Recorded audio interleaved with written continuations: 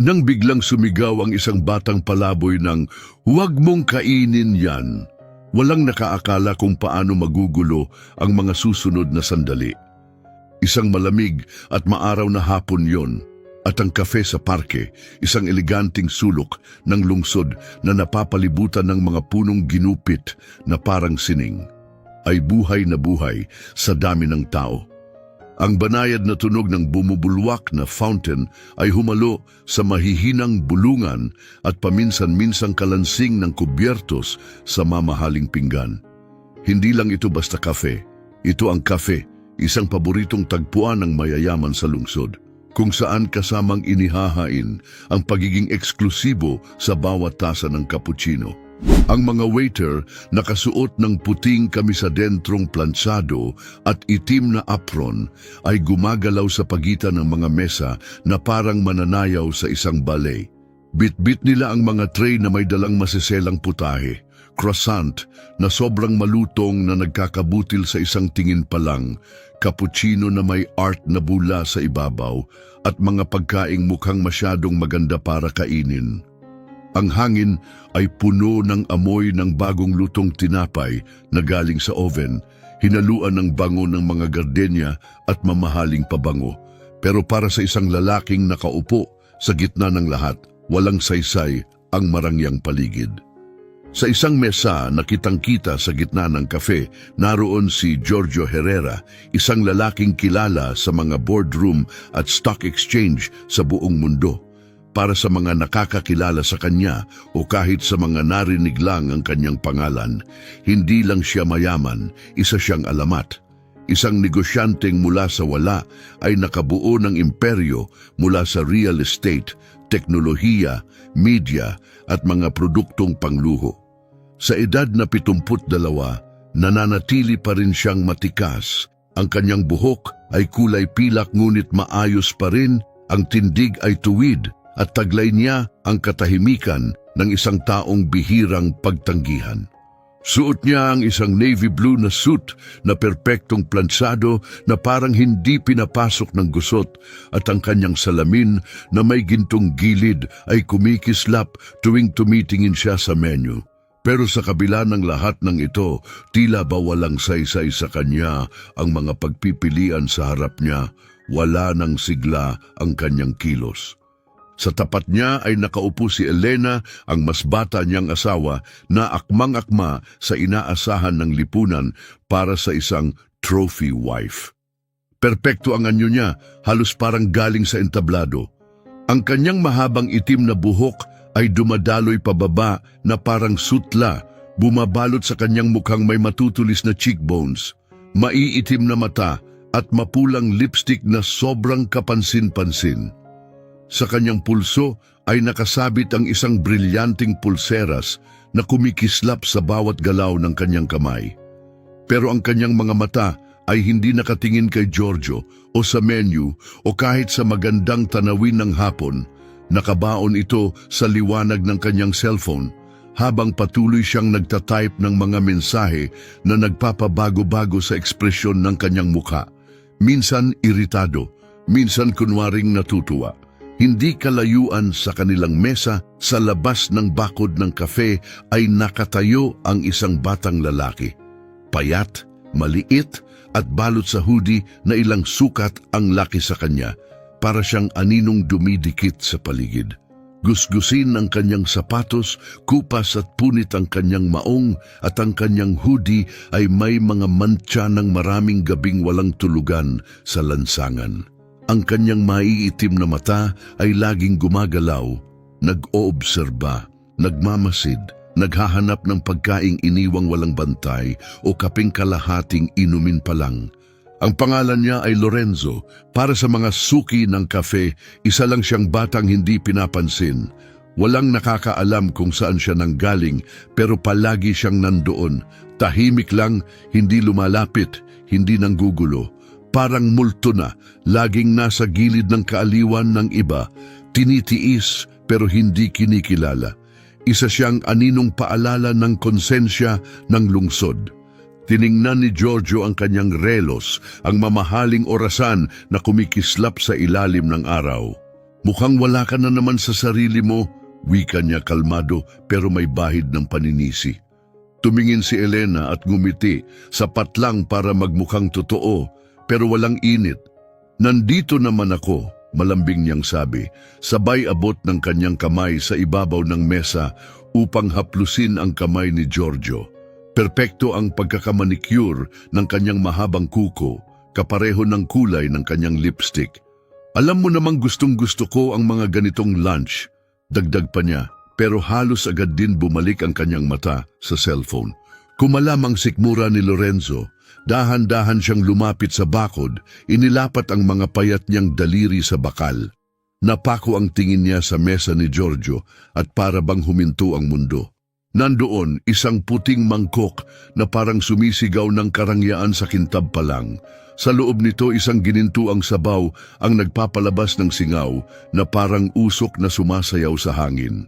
Katabi nito, isang basket ng bagong lutong tinapay, mainit pa at perpektong pumutok ang ibabaw.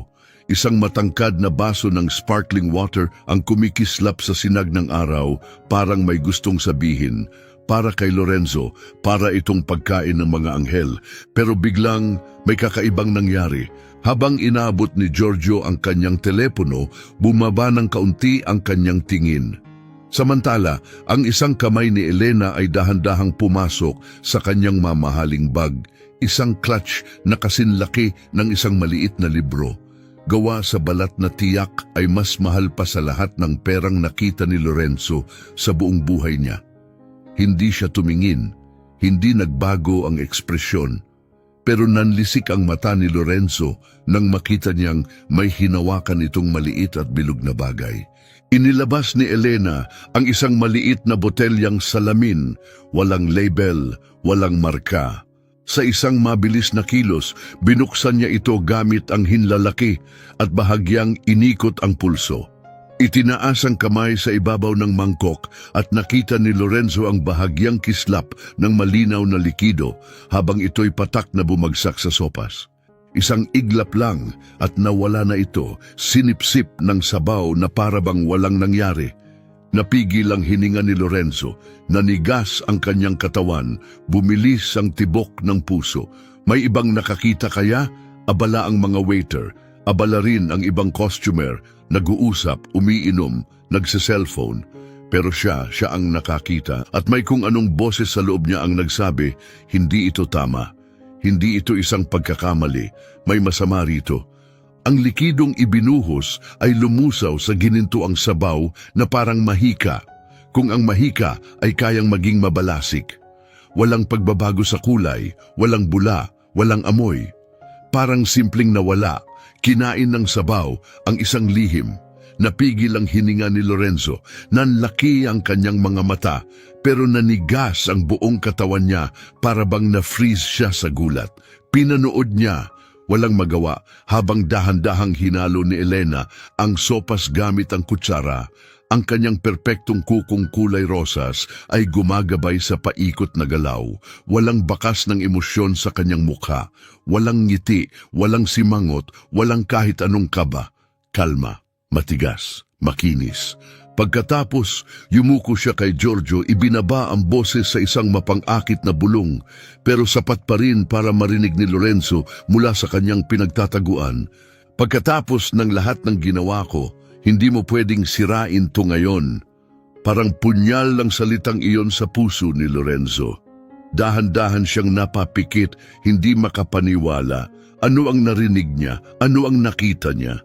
Siguro nagkamali siya, baka naisip lang niya yung bote, baka pampalasa lang ang idinagdag, pero kahit pa dumaan sa isip niya ang mga pag-asang ito, mabilis din itong naglaho. Sa kaibuturan ng kanyang puso, alam niya ang totoo. Totoo ang nakita niya. Nakakatakot na totoo. Mabilis ang tibok ng puso niya habang dahan-dahan siyang dumapa sa likod ng bakod ng patio, nagtago sa likod ng paso na puno ng violet na bulaklak.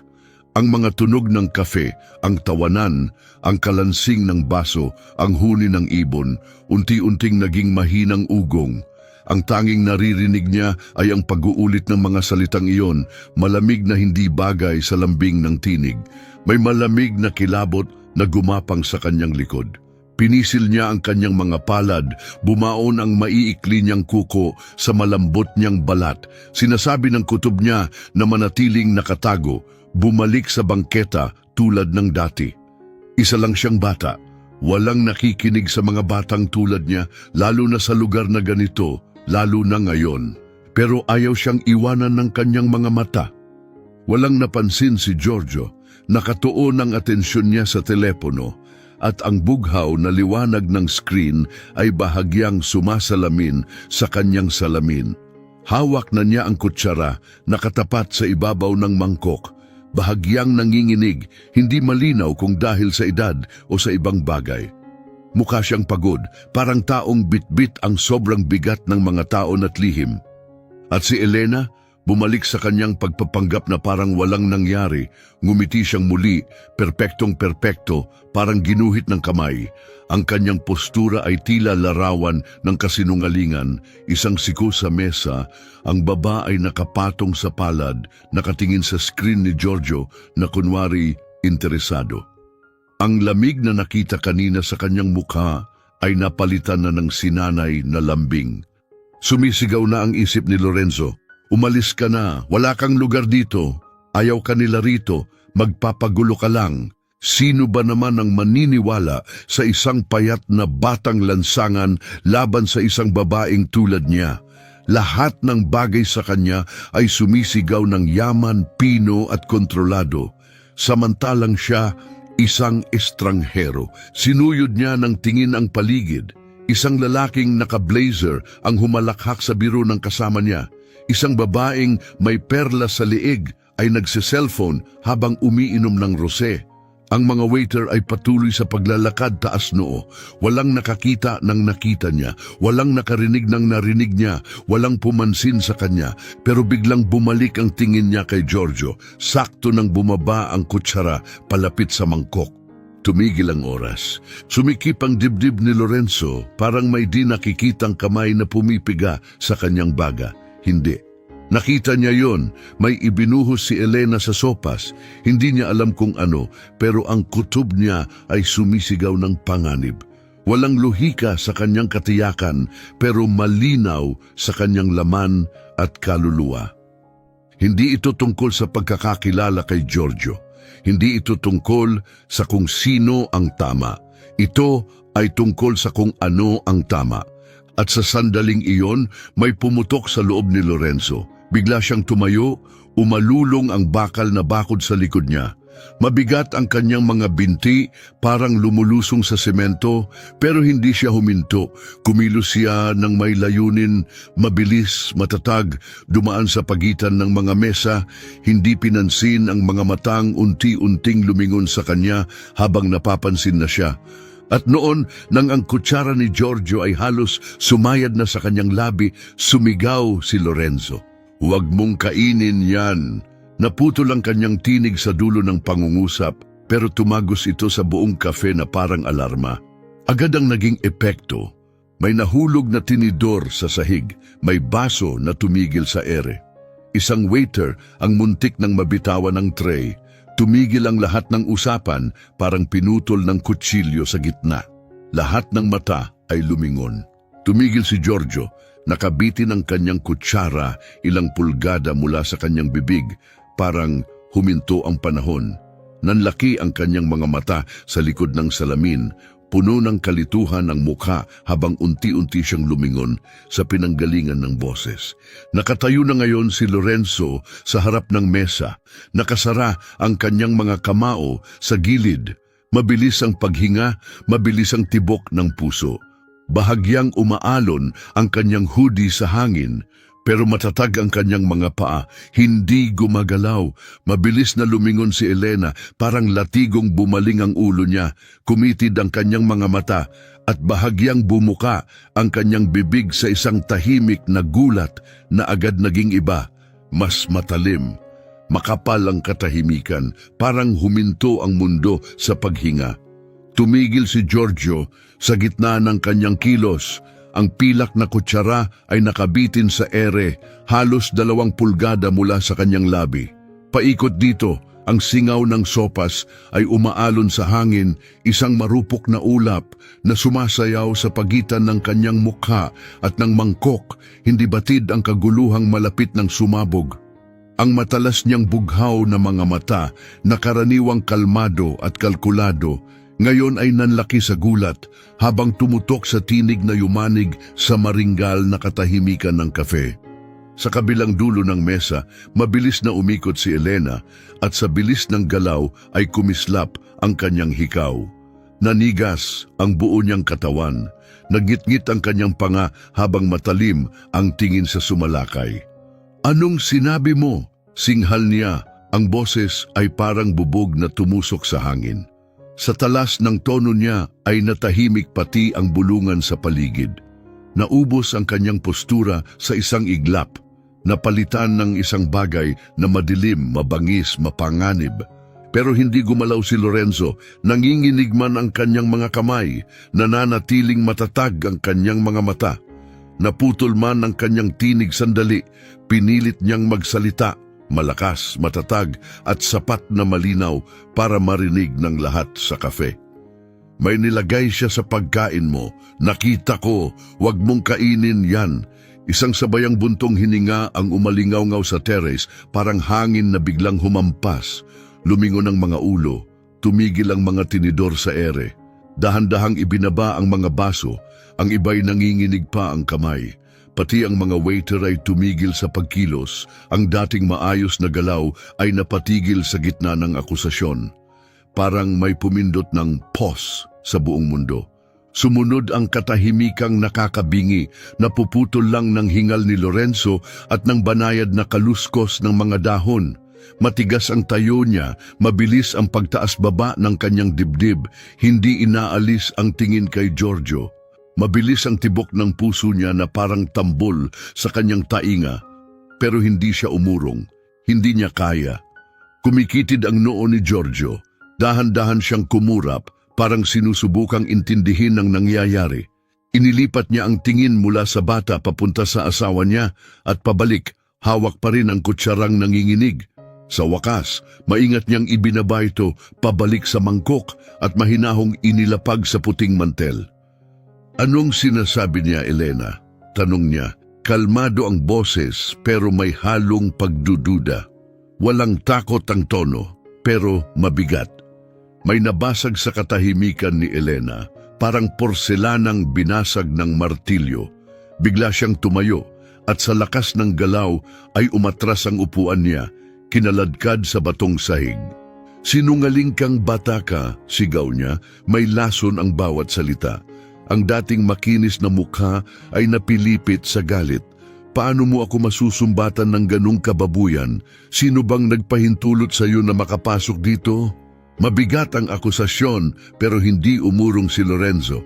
Hindi siya nanginig. Bagkus, tumindig siyang mas matuwid. Hindi kay Elena ang tingin niya, kay Giorgio. Kailangan niyang mapaniwala ito. Kailangan niyang makita, kailangan niyang maniwala. "Nakita ko siya," sabi niya. Ngayon ay mas malakas at mas matatag ang tinig. May kinuha siyang maliit na bote sa bag niya nung hindi ka nakatingin. Nilagyan niya ng kung ano yung sopas mo at hinalo. Napanood ko lahat. Huminga siya, sinusubukang alisin ang pagdududa sa sarili niyang boses. "Kung ayaw mong maniwala, amuyin mo. Mararamdaman mong may mali."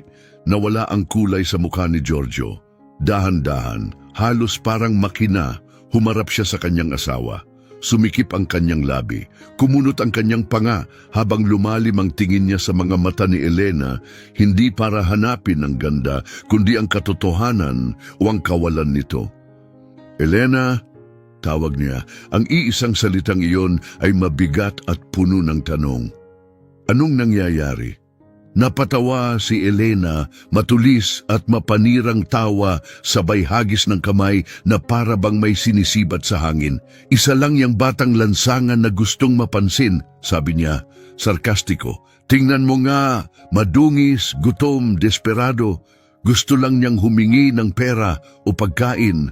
Nakita niya ang isang matandang mayaman at magarang tanghalian at nag-imbento ng kwento. Ibinalik niya ang tingin kay Lorenzo, ngayon ay puno ng paghamak. Mga gaya niya, laging may gustong makuha. Pero hindi umatras si Lorenzo. Sa halip, lumapit pa siya, lalong piniga ang mga kamao at mas lalo pang nilakasan ang boses. Hindi ako nagsisinungaling, sabi niya. Malinaw ang bawat salita, umaalingaw-ngaw sa katahimikan. Ayaw lang niyang malaman mo ang ginawa niya, pero nakita ko, lahat-lahat. Nakabitin ang kamay ni Giorgio sa ibabaw ng mangkok para bang hinihila siya ng dalawang magkasalungat na puwersa, mga taon ng instinct at isang kutob na unti-unting sumisira sa kanyang pagdududa.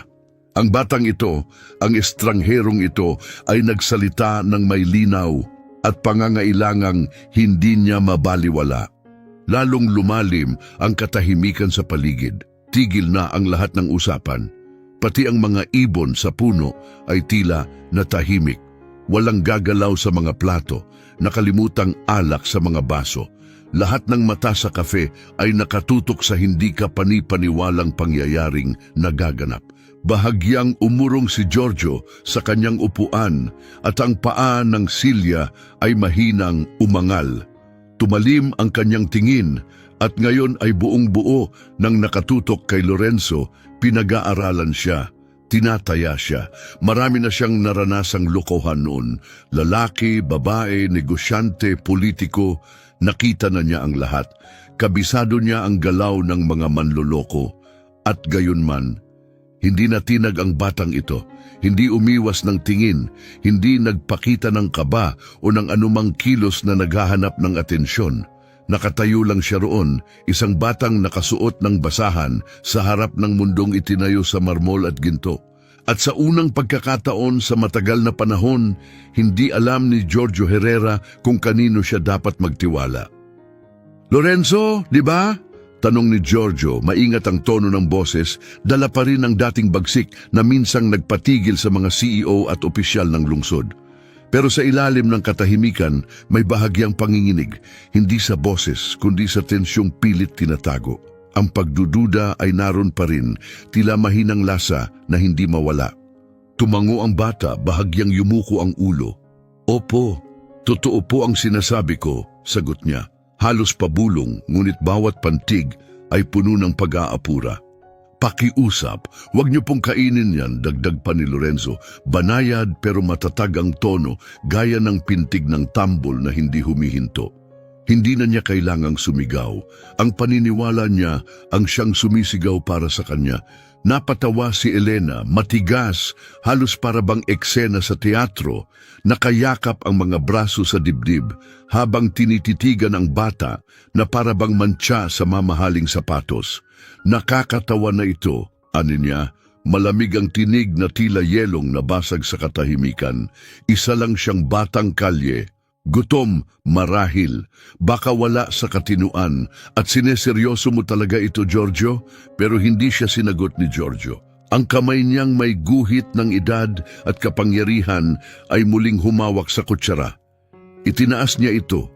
Mas malapit ngayon, kumikislap ang sabaw sa sinag ng araw. Nanginginig ang mga daliri niya, pero hindi dahil sa takot. Ang panginginig na ito ay galing sa loob kapag ang tiwala ay sumasalpok sa pagtataksil at ang kaluluwa ay hindi mapakali. Hindi niya ito tinikman. Bagkus, tumingin siya pataas, nagtama ang kanilang mga mata. "Elena," wika niya, mabagal, bawat pantig ay tila sinusukat ang katotohanan. "Narinig mo siya." Pumaliya siya, pagkatapos mas mahina pero matalim. "Ano bang nangyayari dito talaga?" Sandaling hindi gumalaw si Elena, parang naging rebulto. Nakapinid ang mga labi, walang kulay, unti-unting nawawala ang kontroladong ekspresyon. Ang pinanday na katahimikan, ang maskara ng sosyalita ay unti-unting nabibitak. "Hindi ako makapaniwalang tinatanong mo yan sa akin." Aniya, pigil ang boses, halos hindi makahinga sa galit. "Nakakainsulto." Pagkatapos ay humarap siya sa mga taong nagsisimulang magtipon. Mabilis ang kilos ng kanyang kamay. parang aktres na humaharap sa entablado. Tumataas ang kanyang tinig na para bang ipinagtatanggol ang sarili sa isang palabas. Nagsisinungaling siya. Tignan na yun naman. Itinuro niya si Lorenzo, puno ng paghamak ang tinig. Hindi nga niya siguro alam kung sino ka, Giorgio. Nakakita lang ng matandang may pera at asawang mayaman at naisipan gumawa ng eksena. Talaga bang mas paniniwalaan mo siya kaysa sa akin? Ngunit ang kanyang pagtatanghal, gaano man ito kakinis sa ibang pagkakataon, ay hindi tumalab sa inaasahan niyang paraan. Ang mga mata ng tao sa paligid ay hindi na puno ng paghanga o pagkamausisa, kundi ng pagdududa. May mahihinang bulong-bulungan, parang mga alon sa tubig. Ginawa nga ba niya talaga? Parang kinakabahan siya. Yung bata parang hindi nagsisinungaling. Parang kakaiba ang kilos niya, masyadong defensive. Pabigat ng pabigat ang hangin sa paligid sa bawat bulong ng pag-aalinlangan. Napakagat si Elena sa bagang. Ramdam niyang unti-unting nawawala ang kontrol mula sa kanyang mga palad. Bigla siyang dumagundong sa galit. Ibinagsak ang kanyang mga palad sa mesa. Umalingaw-ngaw ang tunog sa batong sahig ng patio, dahilan upang mapasinghap ang ilan sa mga nakakita. Wala na ang mahinahong kagandahan, ang pinlanong alindog. Sa harap nila ngayon ay isang babaeng gumuho. Tama na ito, sigaw niya. Giorgio, kainin mo na ang sabaw mo at umalis na tayo. Nanginginig ang kanyang tinig, hindi sa takot, kundi sa galit na pilit pinipigilan. Pero nandoon pa rin si Lorenzo, matatag. Hindi natinag, lumapit pa siya, dahan-dahang kumaladkad ang mga paa sa mga tile, nakabigkis ang mga kamao sa tagiliran. Kung ayaw niyong maniwala sa akin, aniya, tumataas ang tinig, bahagyang pumipiyok. Di tumawag kayo ng iba, magpa-test, may pera kayo, mga abogado, mga doktor. May mga taong pwedeng mag-test sa lab para patunayan, pero huwag niyo pong kainin yan, pakiusap. Lunok siya. Kapag kinain niyo yan, magsisisi kayo. Matagal na katahimikan, hindi agad nagsalita si Giorgio. Tinitigan lang ang sabaw na para bang may sagot sa mga tanong na ayaw niyang itanong. Napakagat siya sa bagang, kumikibot ang kalamnan sa ilalim ng kulubot na balat. Pagkatapos ay inilipat niya ang tingin hindi sa mangkok kundi sa kanyang asawa. Elena, wika niya, mas mahina na ngayon pero malamig ang tinig, tila pag-urong ng alon mula sa dalampasigan. Iba ka na nitong mga nakaraang linggo. Napatayo si Elena ng tuwid. Laging may tinatago, malayo, kabado, patuloy niya. Nagbago ka at ngayon ito, "Hay, hindi ko po alam ang sinasabi niyo." Pautal-utal na sagot ni Elena. Unang beses na nabasag ang dati maayos na daloy ng kanyang tinig. Inabot niya ang buhok para ayusin ito kahit wala namang kailangang ayusin. Hindi mo naman siguro iniisip na ako'y lalasunin ako. Tapos ni Giorgio, ang salita'y bumagsak na parang hampas ng martilyo. Matalim at kontrolado ang tono niya, bumaon sa katahimikan na parang hatol ng korte. Natahimik ang buong patio, pati ang mga bulungan ay naputol. Nakapirmi si Elena, nakabuka ng bahagya ang bibig, hindi makapagsalita. Ang akusasyon na matagal nang hindi binabanggit ay lumutang na ngayon ng may nakakasirang katumpakan. At sa likod nilang lahat na natiling matatag si Lorenzo, hindi na lang isang batang palaboy, kundi isang saksi, isang tagapagsiwalat ng katotohanan, at marahil isang tagapagligtas. Napasinghap ang mga tao, sabay-sabay na pagbuga ng gulat na tila hangin na dumaan sa patio. Ang mga bulong ay muling bumalik, tumataas mula sa katahimikan na parang lagaslas ng tuyong dahon bago ang bagyo. Naglapitan ang mga parokyano sa isa't isa, mabilis ang tingin sa pagitan ng bata, ng babae at ng lalaking dati untouchable. At sa lahat ng iyon, nanatili si Lorenzo sa kanyang kinatatayuan. Bagaman malakas ang kabog ng kanyang dibdib, hindi niya ito ipinakita. Nakatingin lang siya kay Giorgio, mariin ang pagkakakagat sa kanyang bagang. Nasabi na niya ang totoo. Nasa kamay na ngayon ng iba ang desisyon. Napansin ni Elena ang pagbago ng hangin sa paligid. Bigla siyang tumuwid ng tayo. Ang lambing na parang pabango niya ay naglaho sa isang iglap. Ang sumulpot ay isang bagong muka. Malamig, matalim, walang bahid ng alindog. Kalokohan ito, singhal niya, may laso ng bawat salita. Hindi ko kailangan umupo rito't makinig sa mga kabaliwang yan. Inabot niya ang kanyang handbag, mabigat ang kilos, puno ng galit. Tumalikod siyang paalis, taas noo, akmang lalakad na parang kaya niyang burahin ang lahat sa simpleng paglayo. Pero bumilis ang kilos ni Giorgio, parang bitag na biglang sumara. Mahigpit niyang hinawakan ng pulsuhan ni Elena, mas malakas kaysa sa inaasahan mula sa isang 72 taong gulang na lalaki. Hindi galit ang hawak, kundi tiyak. Hindi ka aalis, anya, mababa ang boses ngunit puno ng autoridad, parang unos na namumuo sa ilalim ng katahimikan. Hindi hanggat hindi malinaw ang lahat.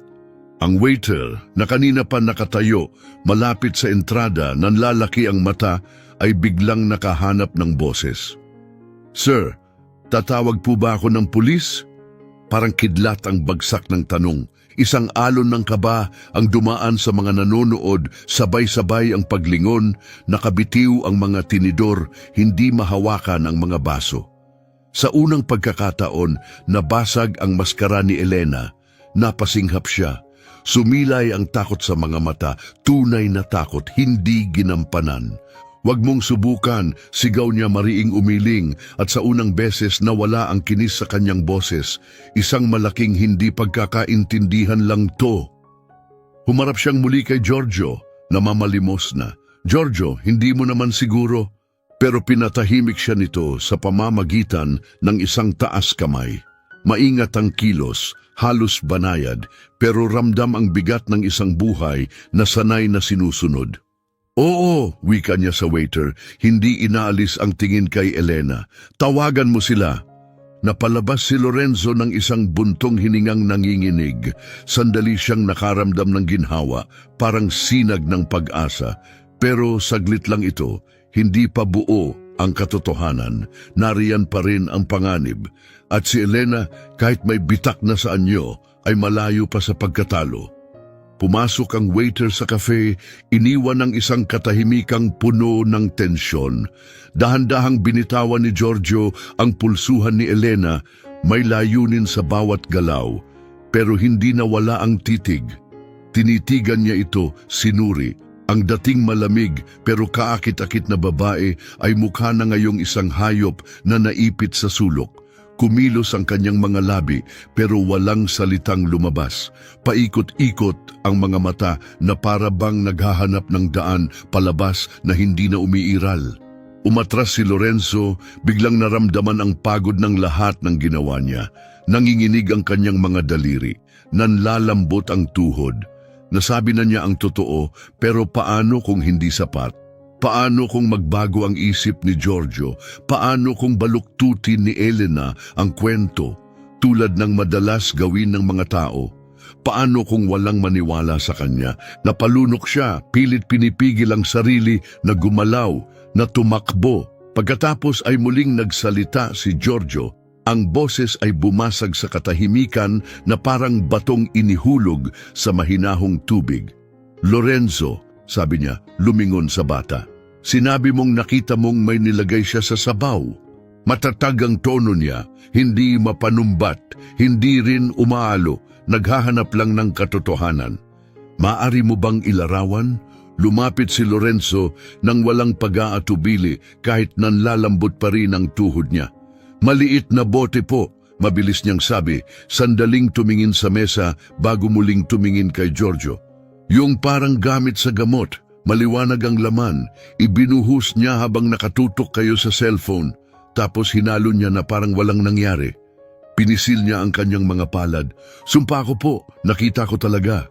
Nagkuyom ang panga ni Giorgio. Tumigas ang kanyang mukha, hindi dahil sa galit, kundi sa matinding pagtuon. Dahan-dahan siyang humarap kay Elena. Nauuna na itong umiling, may mumunting tawa ng pagmamaliit, pilit na kumakapit sa nalalabing hibla ng pagtanggi. Kalokohan talaga to, sambit niyang muli. Bahagyang nabasag ang boses. Nagsisinungaling siya. Bakit ko naman... Ngunit pinutol siya ni Giorgio. Bakit siya magsisinungaling? Tanong niya, hindi sumisigaw, hindi emosyonal, kundi malamig, matalas na lohika. Nanatili ang tanong sa ere, imposibleng baliwalain. Hindi niya ito tinanong para kay Elena. Tinatanong niya ito sa lahat, pati sa sarili niya, at naghihintay siya ng sagot na hindi kayang ibigay ni Elena. Bakit siya magsisinungaling? Ano bang mapapala niya sa lahat ng ito? Ang mga salita ni Giorgio ay bumaon sa katahimikan na parang martilyo ng isang hukom. Hindi man mataas ang tono, ang tiyak at malamig nitong dating ay nagdulot ng panginginig sa paligid. Muling umingay ang mga bulungan, tumataas na parang alon. Hindi na laban sa bata, kundi laban sa kanya. Nagtinginan ang mga tao sa paligid, nagtatanungan ng kanilang mga mata. Ang ilan ay nag-aalangan sa kanilang mga upuan, ang iba na may yumuko, mas lalong naging interesado. At bilang tuldok sa tanong ni Giorgio, isang malayong huni ng sirena ang bumasag sa tahimik na hapon. Napalingon si Elena sa pinagmulan ng tunog, nanlalaki ang mga mata, bahagyang nabuka ang bibig. Sa unang pagkakataon, hindi lang nabitak ang kanyang maskara, nabasag ito. Ang sanay na katahimikan, ang malamig na alindog, lahat ng ito'y nawala sa isang iglap at lumitaw ang isang mas tunay na anyo, isang nilalang na takot. Naghahanap ng ligtas na daan, nagpaikot-ikot ang kanyang mga mata, sinusuyod ang kafe para sa isang paraan ng pagtakas. Pero wala siyang nakita. Pagkatapos parang desperadong kumakapit sa kontrol, bigla siyang lumingon kay Lorenzo at sumigaw, matulis, galit. Sinusundan mo kami, hindi ba? Yan ang totoo. Naiinggit ka lang, naiinggit sa mga taong may narating at ngayon gusto mong sirain ang meron sila. Parang sampal ang mga salitang iyon, matalas, personal, nakakahiyang pakinggan. Tumama ang kalupitan ng mga ito sa sahig ng bato at pinong pinggan ng kafe. Pero hindi gumalaw si Lorenzo. Nanatili siyang matatag. Hindi ako naiinggit, sabi niya, matatag at hindi natitinag. Ang boses niya'y kalmado na ngayon, halos nakakabinging tahimik sa gitna ng galit ni Elena. Nakita ko ang nakita ko at hindi ko kayang panoorin kang saktan siya. Palapit ng palapit ang sirena. Ang dating malumanay na huni ay naging matinis na ingay sa tapat ng kafe. Ilang saglit pa at 2 pulis na nakauniforme ang pumasok sa entrada. Ang hangin sa loob ng kafe ay tila kumapal. Ang tensyon na kanina paunti-unting lumalalim ay ngayoy narating na ang rurok. Kumikilos ang mga pulis ng may sanay na autoridad, paikot ang tingin, sinusuri ang sitwasyon. Ang isa ay naglagay ng kamay sa sinturon habang papalapit sa mesa. Anong nangyayari rito? Tanong niya, diretso pero may puwersa, isang boses na sanay sa paghawak ng kaguluhan. Mabagal na tumayo si Giorgio, tuwid at dignified. Hindi siya nawala ng tikas o respeto kahit sa gitna ng iskandalo. Kahit ngayong huli, taglay pa rin niya ang anyo ng isang leader. Mga Ginoo, wika niya, itinuro ang mangkok ng sabaw na nanatiling hindi nagalaw sa gitna ng mesa. Sabi ng batang ito, nilason ng asawa ko yan. Muling nanahimik ang buong kafe, nagkatinginan ang mga pulis. Lumapit ang isa at yumuko sa ibabaw ng mesa, inilapit ang mukha sa mangkok. Maingat siyang suminghot, kumunot ang noo at saka tumingin kay Elena. Ma'am, wika niya, profesional ngunit alerto, may gusto po ba kayong sabihin tungkol dito? Namula ng husto ang mukha ni Elena. Umagos ang init sa kanyang balat, parang apoy sa papel. Huminga siya ng malalim, nanginginig, hawak ang kanyang handbag na tila ito'y tanging sandigan. Kalokohan ito, anin niya, pilit tumawa, pero basag na ang tinig. Isa lang siyang batang kalye, naghahanap lang ng gulo. Giorgio, papayagan mo ba talagang tong mangyari? Pero hindi natinag ang pulis sa tono o itsura. Nakapako ang tingin sa kanya, walang emosyon. Kailangan naming ipatest ang laman nito, Anya, inabot ang mangkok gamit ang nakagloves na kamay. "Wag!" sigaw ni Elena, matalim at malakas ang boses. Nagulat ang mga tao, nagsibalingan ang ulo. Ilan ay naglabas ng cellphone, dahan-dahang iniangat ang kamera, handa nang mag-record. Naramdaman nilang may kakaibang mangyayari. Huminto ang pulis sa paggalaw at matamang tiningnan si Elena. Kumipot ang mga mata. "Ma'am," wika niya ng mabagal, "may gusto po ba kayong sabihin bago kami magpatuloy?" Mabilis ang paghinga ni Elena, halos pumutla ang mga kamao niya sa higpit ng hawak sa bag. Nagpalipat-lipat ang kanyang tingin kay Giorgio, sa mga pulis at sa mangkok sa mesa. Sandali siyang nanatiling tahimik, tila walang sasabihin. Ngunit unti-unting bumagsak ang kanyang mga balikat, halos hindi pansin pero totoo. Ang kanyang boses nang sa wakas ay lumabas ay mababa pero may halong pait. "Sige," singhal niya, "gusto mo ng totoo?" Umayos siya ng upo, namumuo ang luha sa mga mata at mahigpit ang panga. Pagod na akong mabuhay sa anino niya. Pagod na akong tratuhin na parang palamuti lang na ipinapakita niya sa iba habang siya ang may kontrol sa lahat. Bawat sentimo, bawat desisyon, bawat hininga. Gusto ko ng sarili kong buhay. Nanginginig na ngayon ang kanyang mga kamay, hindi na sa galit kundi sa tuluyang pagbagsak. Hindi naman talaga siya dapat umabot sa taong ito. Bulong niya, halos hindi marinig ang tinig. At ako, tumigil siya. Napagtanto ng huli na kung ano ang kanyang naamin. Nagulat ang buong kafe. May isang babaeng nabitawan ang baso ng alak. Mas maraming cellphone ang umangat. Isang alon ng hayagang pagkabigla ang dumaan sa patiyo habang lumalalim ang pag-unawa sa kanyang mga salita. Nawala ang kulay sa mukha ni Giorgio. Hindi siya nagsalita, hindi kumurap. Nakatitig lang siya sa kanya, tila nawalan ng hangin sa dibdib. Para sa isang lalaking nagtayo ng imperyo sa kakayahang magplano ng bawat hakbang, ito ang unang pagkakataon na siya'y nabigla.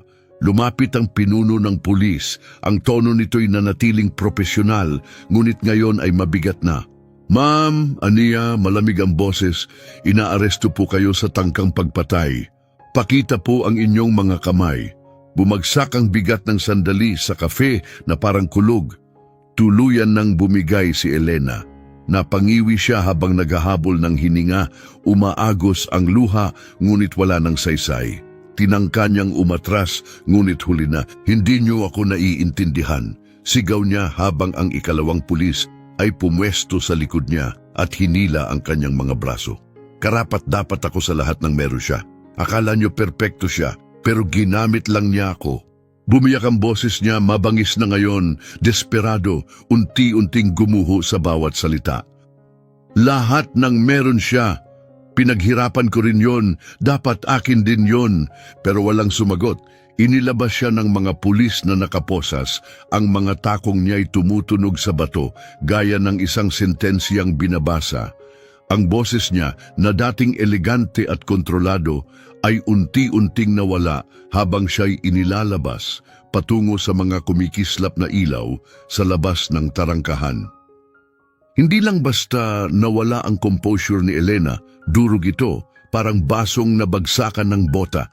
Ang sigaw na lumabas sa lalamunan niya'y hilakbot, malakas na parang lindol, yumanig sa mga wine glass sa malalapit na lamesa. Pumiglas siya sa hawak ng mga pulis, nahulog ang kanyang mamahaling bag sa lupa na may mapanglaw na tunog. "Hindi niyo naiintindihan," sigaw niya paus na, wala na ang dating kinis ng boses. "Karapat-dapat ako sa lahat ng meron siya. Lahat." Umingay ang mga salita niya sa kafe, gaya ng kampanang nagbabala, tumalbog sa marmol, bakal at katahimikan. Napapikit ang ilang customer. May magkasintahan sa kabilang panig ng patio na tumayo para bang nasaksihan ang pagbagsak ng isang sagradong bagay. Patuloy ang mga cellphone sa pag-record, patuloy ang mga mata sa pagtitig, ngunit walang kumilos. Hindi na tinag ang mga pulis sa pagwawala niya. Sanay na sila sa mga taong nawalan ng maskara, dignidad at sa huling hibla ng pag-asa. Mahigpit siyang hinawakan habang inihahatid palabas. Ang boses niya'y umaalingaw-ngaw sa landas ng hardin gaya ng kaluluwang ayaw umalis. Nanatiling nakaupo si Giorgio, nanginginig ang kamay habang dahan-dahang itinutulak palayo ang mangkok ng hindi nagalaw na sopas para bang delikado pa rin. Kumayod ang porselana sa mantel na may banayad ngunit mapanlikhang tunog. Hindi siya nagsalita, hindi agad, hindi mabasa ang ekspresyon niya, tila gulat, tila pagkapagod. Mukha ng isang lalaking dumaan sa apoy at ngayon lang napagtanto iyon. Ang kanyang imperyo, imahe at mundong iningatan ay tinusok ng isang katotohanan, isang pagtataksil na hindi niya inasahan. Isang lason na hindi lang nasa sopas, kundi sa kasal, sa tiwala, sa sarili niyang paghatol. Dahan-dahan lumipat ang kanyang tingin. Sa tapat niya, nakatayo pa rin si Lorenzo, hindi gumagalaw, nakasara ang mga kamay, mababaw ang hininga. Para bang handa ng tumakbo. Hindi dahil may kasalanan siya, kundi dahil sanay na siyang umalis bago pa siya mapaalis. Pero hindi galit ang tingin ni Giorgio sa kanya. Sa halip na malamig na pagdududa, may kumislap sa mata ng matandang lalaki, isang kislap ng pasasalamat, ng kaliwanagan, ng isang bagay na mas malalim, paggalang. Hindi lang siya iniligtas ni Lorenzo mula sa lason. Itinanggal niya ang tabing sa isang katotohanang matagal nang ayaw makita ni Giorgio o masyado siyang mapagmataas para tanggapin. Unti-unting bumalik ang hininga sa kafe, may mga pabulong na usapan, muling kumalansing ang mga baso, bagamat mahina. Bumalik ang mga tao sa kanilang pagkain, paminsan-minsan ay sumusulyap, nanlalaki ang mata sa pagkabigla at pagkamausisa. Tapos na ang mahika, ngunit ang bakas nito'y nanatili sa hangin. Nanatiling nakatayo si Lorenzo sa kinatatayuan niya. Mabigat ang kanyang mga binti, puno ng pag-aalinlangan. Hindi niya alam kung ano ang susunod na mangyayari. Dapat na ba siyang umalis? Muling mawala sa karamihan na parang wala lang? Ngunit tumingin si Giorgio sa kanya, dala ang bigat ng yaman, pagkawala at isang bagay na bagong nagising sa maputla at pagod niyang mga mata. Lorenzo, mahinang sabi niya, kakaiba ang tunog ng pangalan, ngunit sinadya. Tumango siya papunta sa bakanting upuan sa tapat niya. Umupo ka. Nag-alinlangan si Lorenzo, bahagyang sumulyap sa mga nakatingin, sa mga matang na natiling nakatuon, sa mga hindi binibigkas na paghusga. Pero ang tinig ni Giorgio ay may tahimik na awtoridad na bumasag sa lahat ng ingay. Sumunod siya, dahan-dahang naupo ang binata, naninigas ang katawan para bang handa siyang paalisin anumang oras. Pero walang ganong utos na dumating.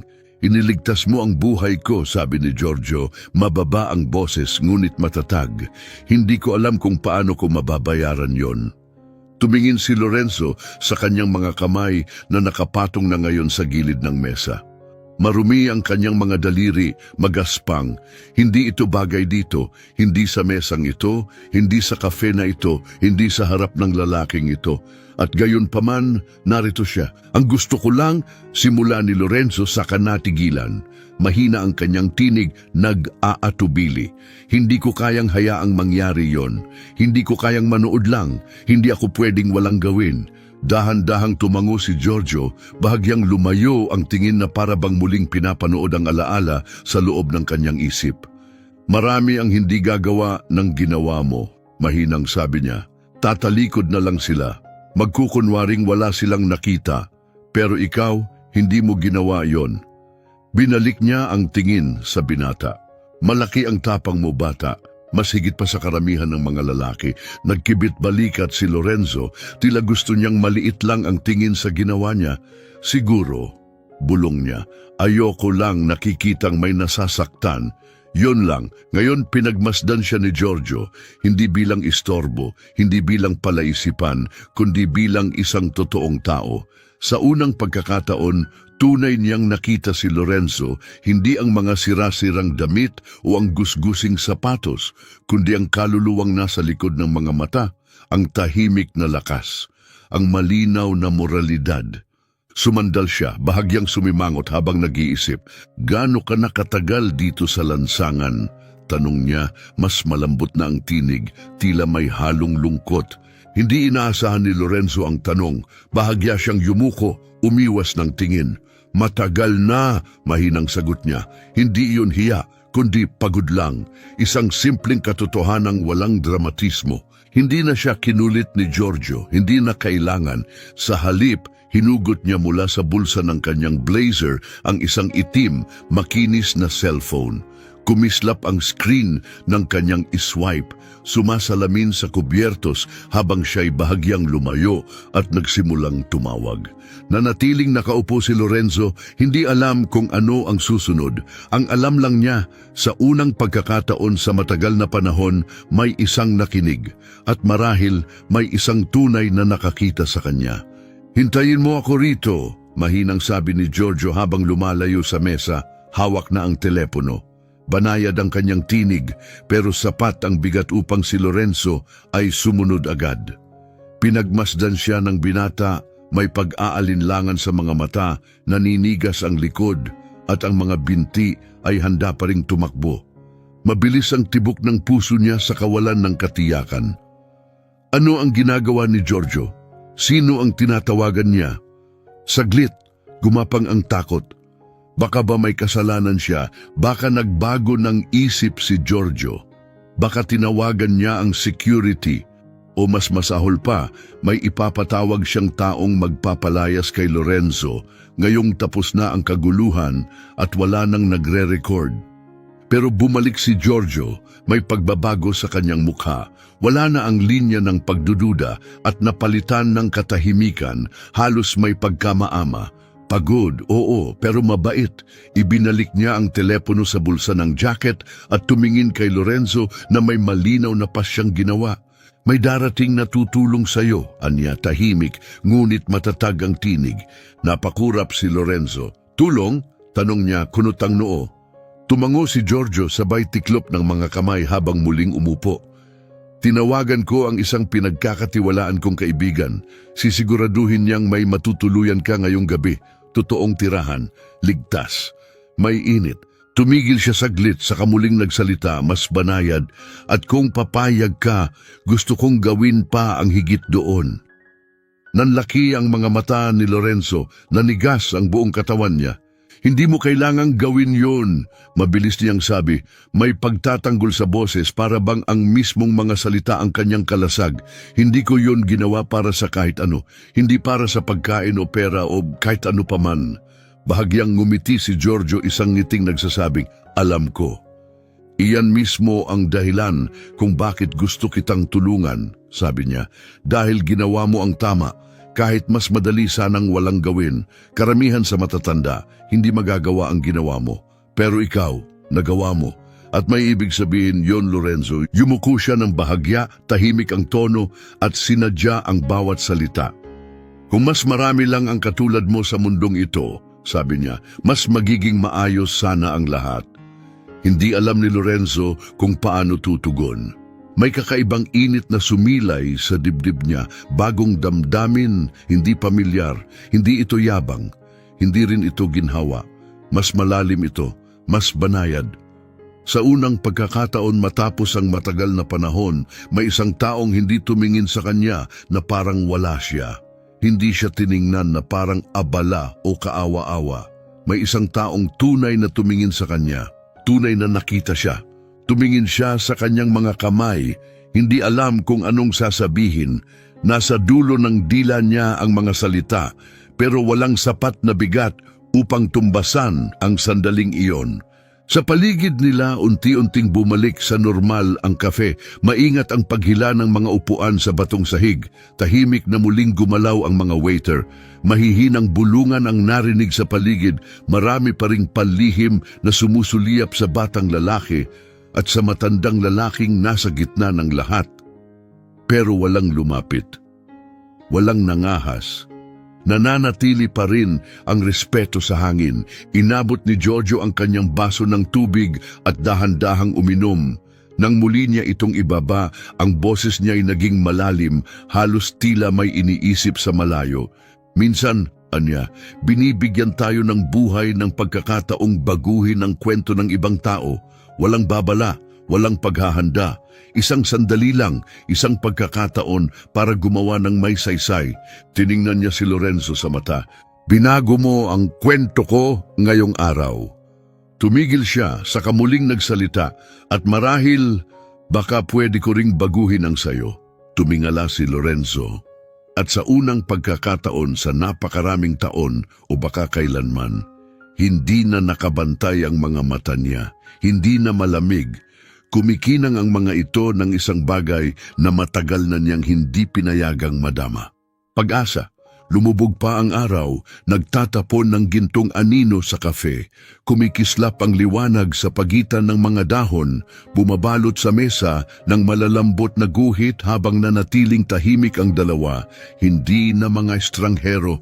Sa paligid nila, patuloy ang ikot ng mundo, pero may nabago, isang bagay na totoo, isang bagay na makatao.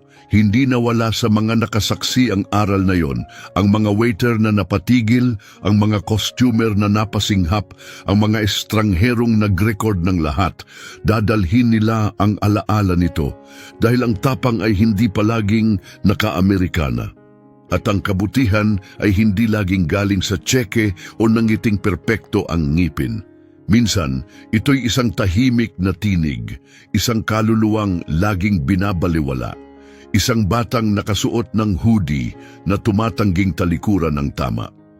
Sa huli, ang katapangan ni Lorenzo ay hindi lang nagligtas ng buhay.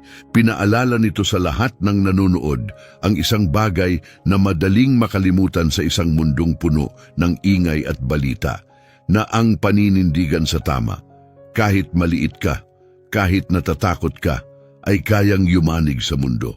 Kung nahipo ka ng kwentong ito, huwag kalimutang i-click ang subscribe button at samahan kami sa iba pang makapangyarihang kwento ng tapang, katotohanan at pagtubos.